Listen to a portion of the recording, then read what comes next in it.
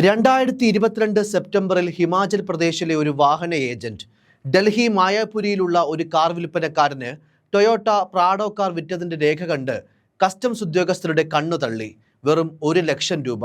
ഇത്ര വില കുറച്ച് കിട്ടുന്ന ഈ വാഹനങ്ങൾ എവിടേക്ക് പോകുന്നു?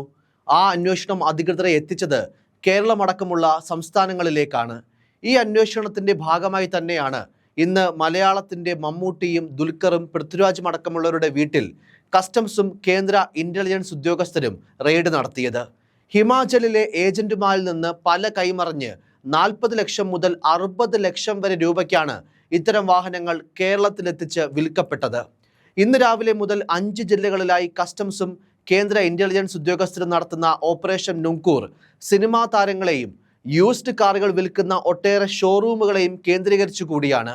ഭൂട്ടാൻ സൈന്യം ഉപേക്ഷിച്ചതും വിൻറ്റേജ് കാറ്റഗറിയിൽ പെട്ടതുമായ വാഹനങ്ങൾ നിയമവിരുദ്ധമായി ഇന്ത്യയിൽ എത്തിക്കുന്നുണ്ടെന്ന കണ്ടെത്തലിനെ തുടർന്നാണ് കസ്റ്റംസ് ഇക്കാര്യത്തിൽ അന്വേഷണം ഊർജിതമാക്കിയത്.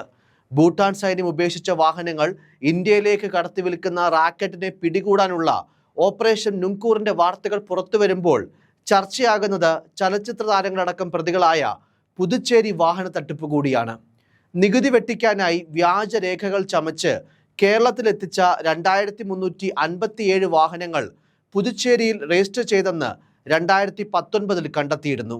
നടനും നിലവിൽ കേന്ദ്രമന്ത്രിയുമായ സുരേഷ് ഗോപി, നടൻ ഫഹദ് ഫാസിൽ, നടി അമല പോൾ ഉൾപ്പെടെയുള്ള പ്രമുഖരായിരുന്നു അന്ന് കേസിലെ പ്രതികൾ. 2 കാറുകളുടെ രജിസ്ട്രേഷനിലാണ് കേസെടുത്തതെങ്കിലും ഒരു കാറിന്റെ കേസിലാണ് സുരേഷ് ഗോപിക്കെതിരായ കുറ്റപത്രം സമർപ്പിച്ചത്. പുതുച്ചേരി ചാവടിയിലെ അപ്പാർട്ട്മെന്റിൽ താൽക്കാലിക താമസക്കാരൻ എന്ന രീതിയിലാണ് 2010 വാങ്ങിയ കാർ സുരേഷ് ഗോപി രജിസ്റ്റർ ചെയ്തത്. വ്യാജ മേൽവിലാസത്തിലെ രജിസ്ട്രേഷനിലൂടെ 16 ലക്ഷത്തോളം രൂപയുടെ നികുതി വെട്ടിച്ചെന്നായിരുന്നു കണ്ടെത്തൽ. രജിസ്ട്രേഷന് വേണ്ടി വ്യാജ സത്യവാങ്മൂലവും വ്യാജ സീലും ഉപയോഗിച്ചെന്നും കുറ്റപത്രത്തിൽ പറഞ്ഞിരുന്നു.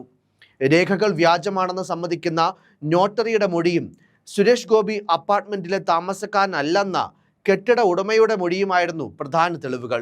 കേസിൽ സുരേഷ് ഗോപിയെ അറസ്റ്റ് ചെയ്ത ശേഷം വിട്ടയക്കുകയായിരുന്നു. അഭിനേതാക്കളായ ഫഹദ് ഫാസിൽ, അമല പോൾ എന്നിവർക്കെതിരെയും വാഹന രജിസ്ട്രേഷൻ തട്ടിപ്പിന് കേസെടുത്തിരുന്നുവെങ്കിലും പിന്നീട് ഒഴിവാക്കി. ബംഗളൂരുവിൽ നിന്ന് വാഹനം വാങ്ങിയ അമല കേരളത്തിൽ അത് എത്തിച്ചിട്ടില്ലാത്തതിനാൽ കേരള പോലീസിന് തുടർ നടപടികൾ സ്വീകരിക്കാനായില്ല. ഡൽഹി, ബംഗളൂരു എന്നിവിടങ്ങളിൽ നിന്ന് വാഹനം വാങ്ങിയ ഫഹദ് തെറ്റു മനസ്സിലാക്കിയപ്പോൾ കേരളത്തിലേക്ക് രജിസ്ട്രേഷൻ മാറ്റുകയും 19 ലക്ഷം രൂപ പിഴ അടയ്ക്കുകയും ചെയ്തു. കേസിൽ ഫഹദ് ഫാസിലിനെയും അറസ്റ്റ് ചെയ്ത ശേഷം ജാമ്യത്തിൽ വിട്ടയക്കുകയായിരുന്നു. സിനിമാ താരങ്ങളായ പൃഥ്വിരാജ്, സുകുമാരൻ, ദുൽഖർ സൽമാൻ തുടങ്ങിയവർ ഇത്തരം വാഹനങ്ങൾ ഉപയോഗിക്കുന്ന കാര്യം കസ്റ്റംസ് അധികൃതർ നേരത്തെ കണ്ടെത്തിയിരുന്നു. ഇന്ന് നടത്തിയ പരിശോധനയിൽ പൃഥ്വിരാജിന്റെ വാഹനങ്ങളിൽ ടാക്സ് വെട്ടിപ്പ് നടത്തിയെന്ന് കണ്ടെത്താനായില്ലെങ്കിലും ദുൽഖർ സൽമാന്റെ 2 വാഹനങ്ങൾ കസ്റ്റംസ് പിടിച്ചെടുത്തിരുന്നു. ഇതിലൊരു വാഹനം ലാൻഡ് റോവർ ഡിഫൻഡർ ആണ്. കൂടുതൽ വാഹനങ്ങൾ കൈവശമുണ്ടെങ്കിൽ ഹാജരാക്കാനും നടന് സമൻസ് നൽകിയിട്ടുണ്ട്.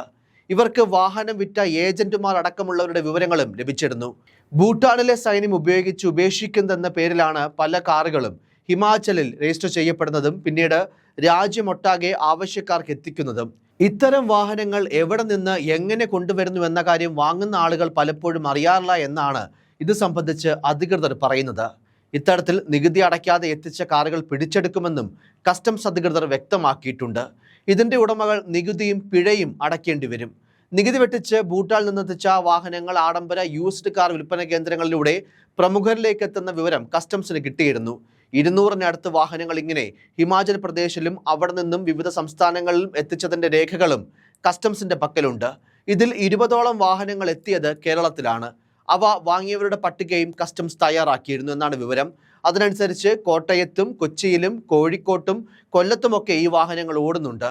തിരുവനന്തപുരം പേരൂർക്കട, കൊല്ലം സ്വദേശികൾ വാങ്ങിയത് പ്രാഡോയാണെങ്കിൽ കൊച്ചി പള്ളുരുത്തി സ്വദേശിയുടേത് നിസാൻ പെട്രോൾ ആണ്. കോട്ടയം, കുമാരനെല്ലൂർ, നീണ്ടൂർ സ്വദേശികളും അങ്കമാലി, കടവന്ത്ര, കലൂർ സ്വദേശികളും വാങ്ങിയത് ടൊയോട്ട ലാൻഡ് ക്രൂസർ. ഇത്തരത്തിൽ വിപണിയിൽ 1 കോടി രൂപ വരെ വിലയുള്ള ഒട്ടേറെ കാറുകളാണ് പകുതി വിലയ്ക്ക് പലരും സ്വന്തമാക്കിയത്.